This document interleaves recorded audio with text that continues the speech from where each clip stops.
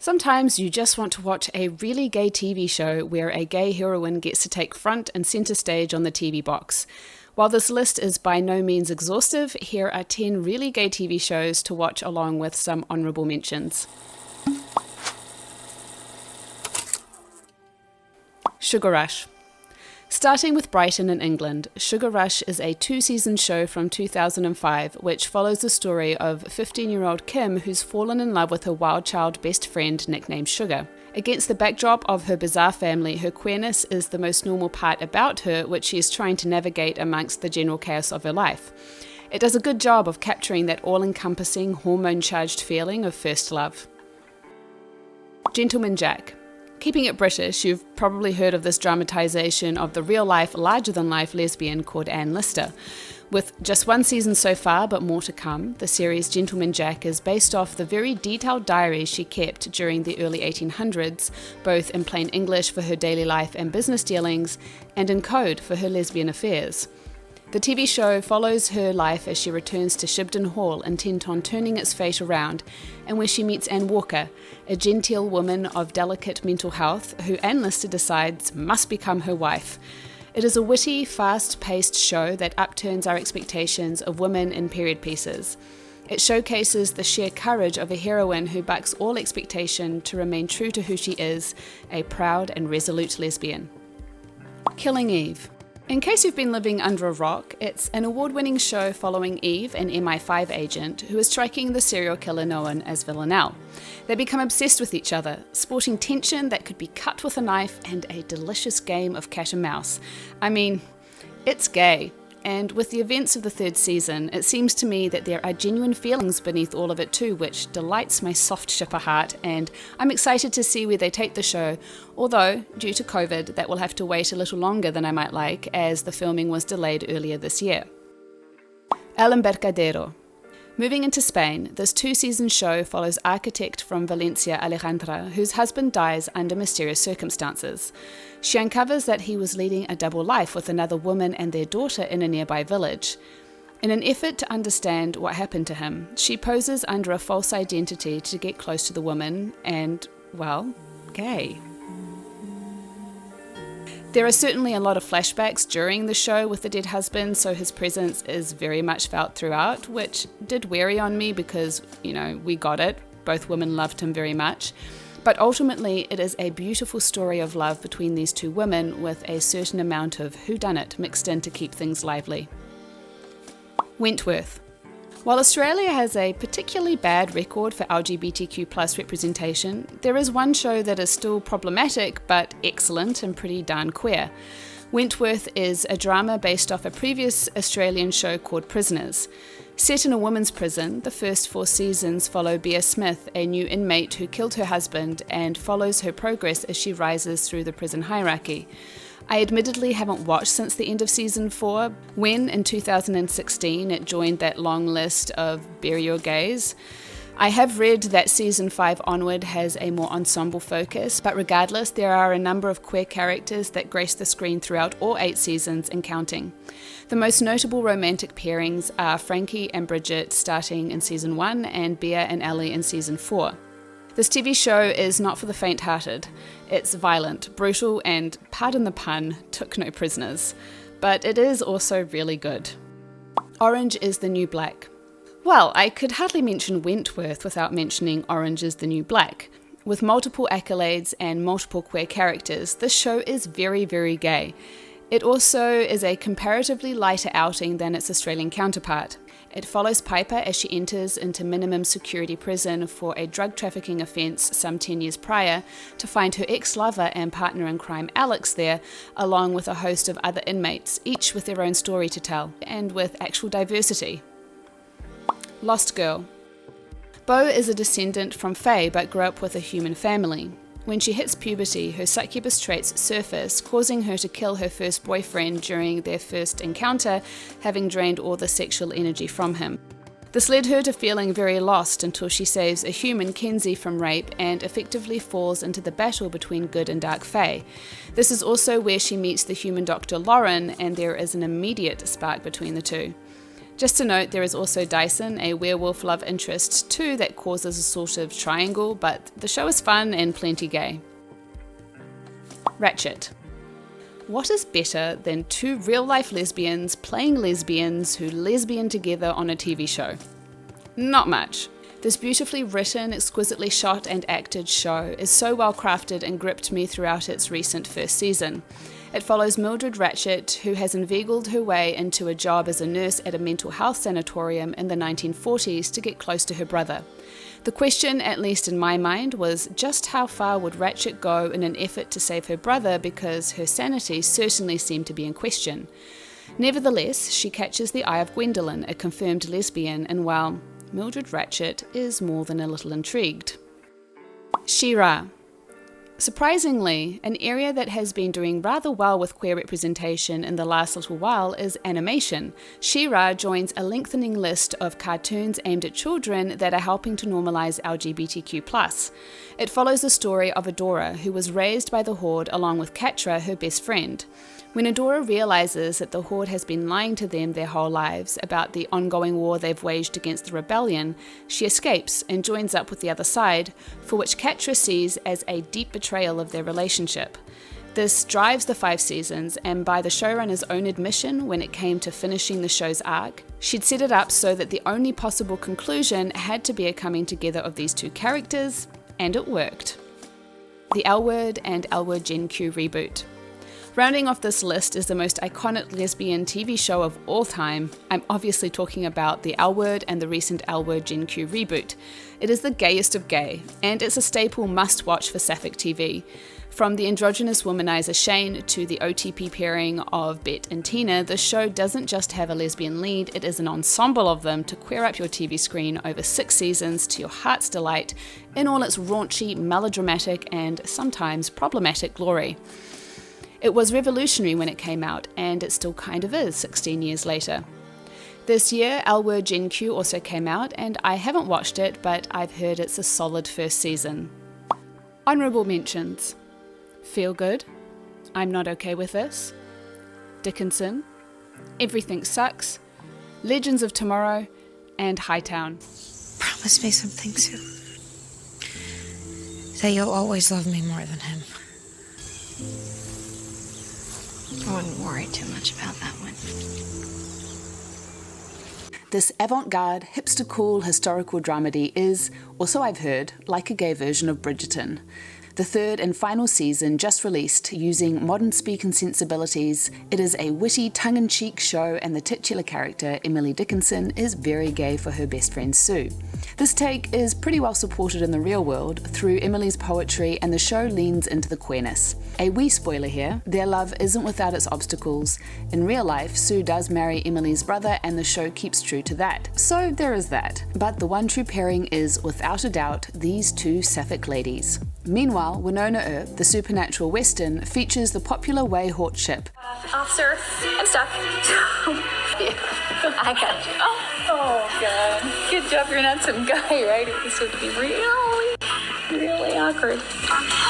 Where the sister of the titular character, Waverly, realizes that she is bi when she meets Nicole Hort, the new police officer in town. Never far from danger, they help Winona fight to break the family curse and all the demons that come with it. In the process, the couple deal with being possessed and being impersonated by a shapeshifter, amongst other trials, but through it all, they only grow stronger as a couple. The showrunner, Emily Andrus, having worked on Lost Girl, also a very gay show, understood the plight of the Woman Love Woman fandom and what it had gone through in 2016 with so many queer on-screen deaths, and made a point of avoiding all of those awful tropes that we've had to live with. The pairing was so popular that Season 4 is credited to have taken place in part because of the dedicated campaign by its Way-Hort fans.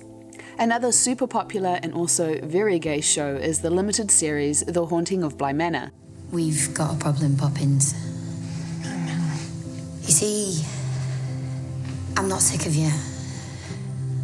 At all. I'm actually pretty in love with you, it turns out. It was way more gay than it initially appeared to be.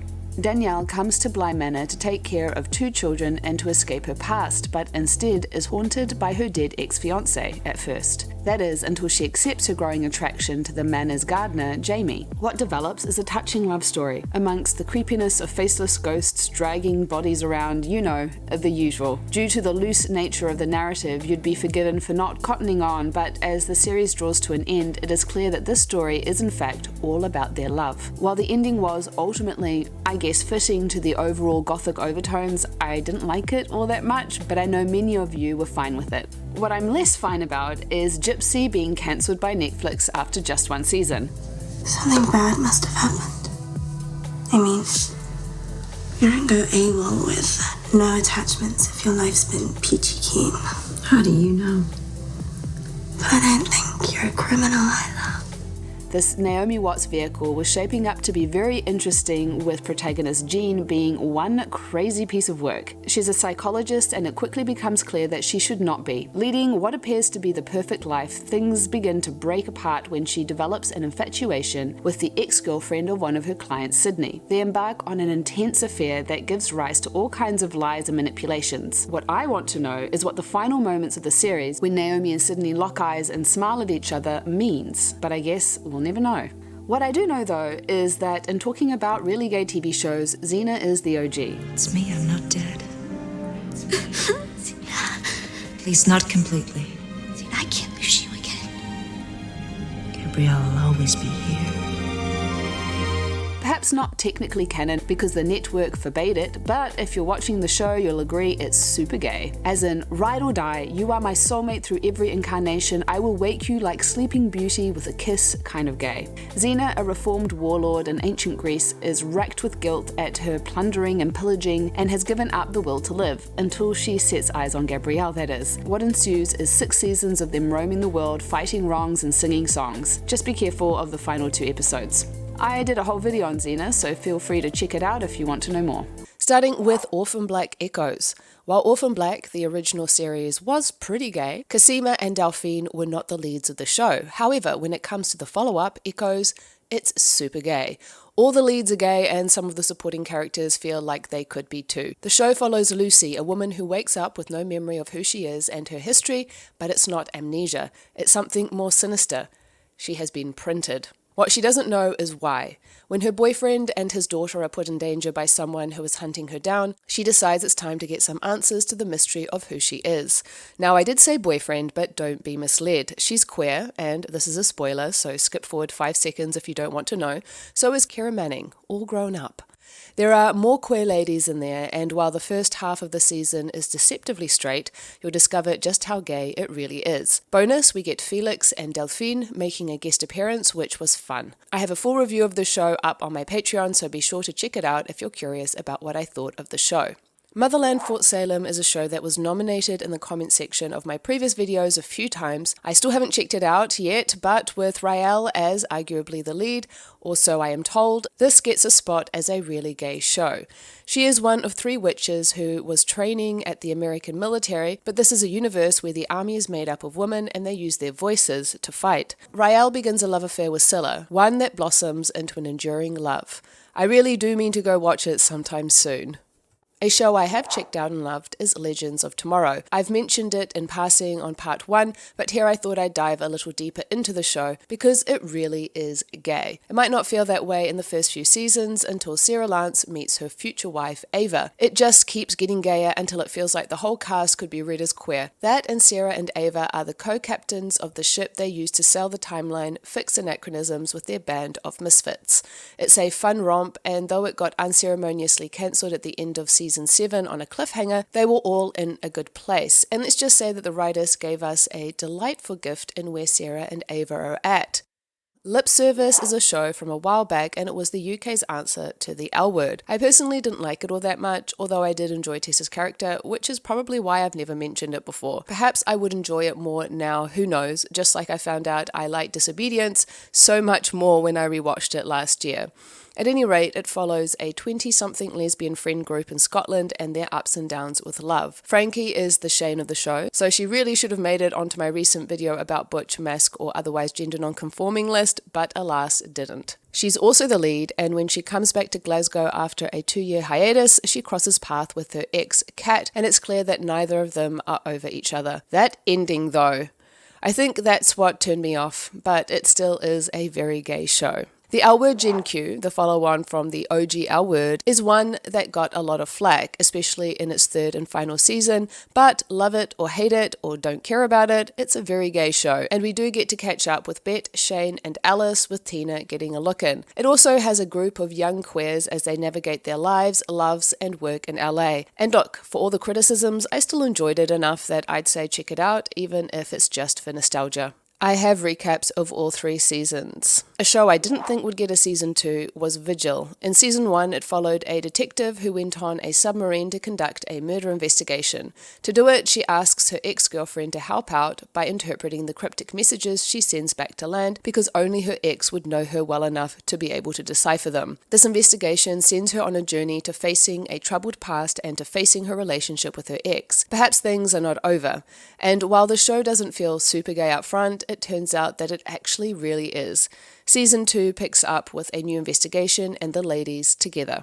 Batwoman, however, is clearly gay from the start. Kate Kane is a confirmed sapphic who also has an ex she's working with, Sophie Moore, as she goes about protecting Gotham City from all manners of ill. When Kate goes missing at the end of season 1, Ryan Wilder steps in as Batwoman, and she is also a sapphic who develops a romance with Sophie. Dead Ringers, with Rachel Weisz playing twins who want to make childbirthing a better experience for women, has one of them, Beverly, entering into a relationship with a woman, much to her twins' dismay, who is possessive of her. It's a twisted romp that I didn't expect to enjoy, but did. Probably in large part to how very gay it is. I did a review for when it came out last year. Vida is another show that was nominated by you a few times in the comments, that again I haven't watched, although it is on my list. From what I understand, the show has a queer showrunner and a writer's room full of queer folk, so that the show is very gay is not surprising. It deals with 2 sisters who are grappling with their mother who has married a woman, in particular Emma, who was thrown out of home for being queer herself when she was younger. The show also deals with gentrification, colorism, gender politics. We also get to see Roberta Colindrez playing Emma's love interest, who you might recognise from A League of Their Own, which is also a very gay show. This one only got 1 season, along with the next few I'll be naming, which is a crying shame because it was such a good show and also very gay. I've mentioned it so many times already, but it has to go on this list. It follows the Peaches, a team of baseball players who are competing during World War II while the men are away at war. This unprecedented opportunity means that a gaggle of gay ladies are able to live out their dream of playing professional sports. For Carson, this is also the start of a journey to discovering her latent sexuality when she meets Greta. For Max, being black, she doesn't get the same opportunity as Carson, Greta, Lupe, Jess and Joe. She has to fight to find her path, but with the help of her Uncle Bertie, she begins to find her way. Such a good show, cancelled way too soon. Just like the following. First Kill, about a vampire hunter and a vampire who are meant to be enemies but find that they're really rather not. This Romeo and Juliet style story got surprise cancelled despite what appeared to be good responses from audiences. Same went for Warrior Nun, who did, granted, get 2 seasons, but a strong sapphic following cried out at the show ending there, and it seemed like a film trilogy might come out of the fan campaign to continue it, but alas, it seems to have fallen apart. It has Ava, who dies, brought back to life with the halo now embedded in her back, giving her supernatural abilities and a second chance to live life. In season 2, she develops a romance with Sister Beatrice that got super popular with audiences. Lily of Astrid in Lily Saves the World is dealing with an evil she and her best friend Astrid let loose on the world, while also contending with her crush on her childhood friend Candace, who is part of the popular group, and that might be reciprocated. Bonus, she's also got 2 mums. The show only made it a single season, which is what also happened to Teenage Bounty Hunters, about 2 sisters who become bounty hunters even though they're still in high school. One of the sisters is sapphic, also dealing with a crush she has on a girl. Deadlock came out last year, a comedic lesbian murder mystery. It's a lot of fun, very well made, and there are a lot of queer ladies in there, starting with the lead, Dulcie Collins, who, as a sergeant of a sleepy lesbian town in Tasmania, must figure out why all these men keep being killed. She has to partner up with a detective flown in from Darwin while balancing a marriage that is on the rocks with her delightful if slightly neurotic wife while the avant-garde winter festival is in full swing. It's a little chaotic and very gay. I did a review of this on my channel. Double Parked, also from last year, is a comedy which follows a couple trying to get pregnant. Only they both end up pregnant at the same time, which puts a strain on their relationship as they navigate the 9 months leading up to the birth of their children. It's a light and mostly fluffy show with the two leads having a delightful and easy chemistry between them, no doubt due to the actresses being friends in real life. You might also recognise Madeline Sammy was also in Deadlock. She was ripping hard for the gays last year. I also did a review of this on my channel. Jumping way back, I feel like this is a show that really gets talked about, but season 4 and 5, season 5 especially, was really rather gay.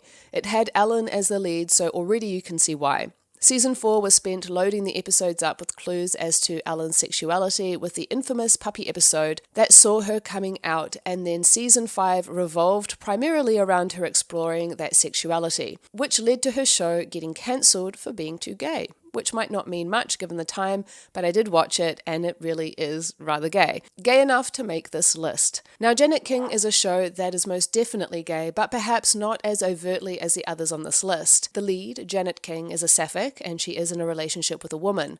The show does revolve primarily around her work as an attorney, but the gay is threaded throughout. It's a smart show and a side of Bury Your Gays aside, it's a good watch if you're into that kind of show. I put Madre Solo e Dos on here despite my disappointment at how they managed the storyline. I did a review of season 2 and 3 which goes into depth about it if you're interested. But regardless of how I felt, it was a really gay show. And the disappointment was proportional to how much potential I felt got wasted while still giving us a gay ending. It follows Ana and Marina, two very different women who have their babies swapped at birth. Unable to bear the thought of giving either of their daughters up, they decide essentially to co-parent. See the potential of this?